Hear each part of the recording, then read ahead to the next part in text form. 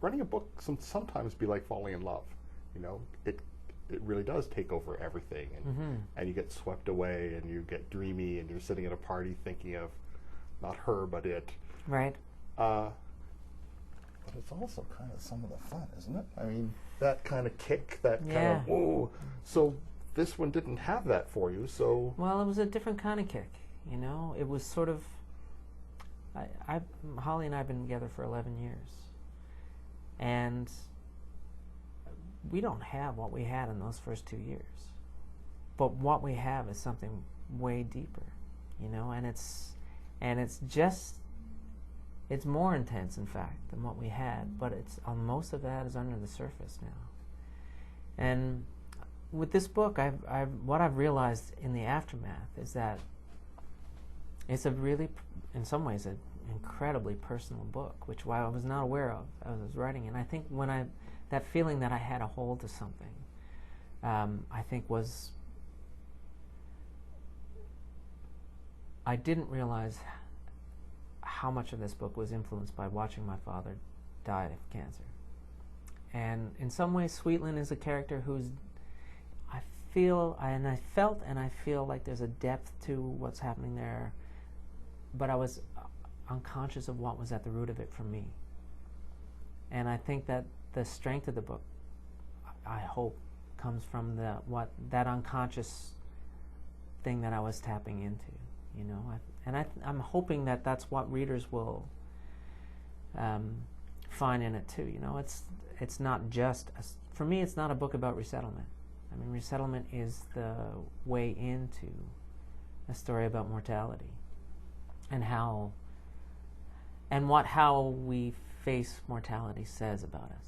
You know, like I think of Sweetland as somebody who goes all in on this bet, and the reader knows he can't win it. And on some level, Sweetland knows he can't win it. But I wanted to write a book in which the reader is pulling for him, even though they know there's no chance. They're pulling for him every step of the way. Galore was really a very successful book. People really took to its strangeness and loved it. Right.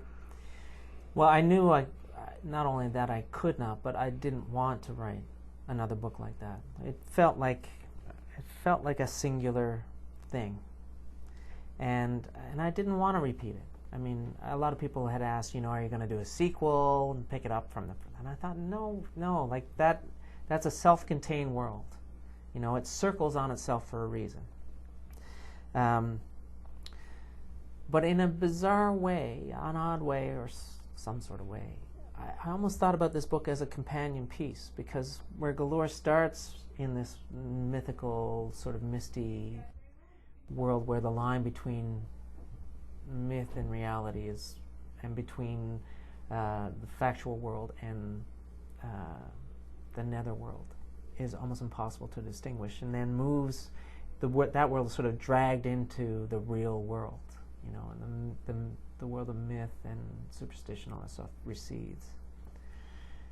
In Sweetland, we're in a world where I think that line is, there's still people who fall on either side of the line, but in this world, it's medicalized, right? That's a mental illness. So what you have is an island full of slightly crazy people, and that's how they're seen, right? Except that the community, and this is something that happened in outports, the community accommodates people's craziness. There's nowhere to send them.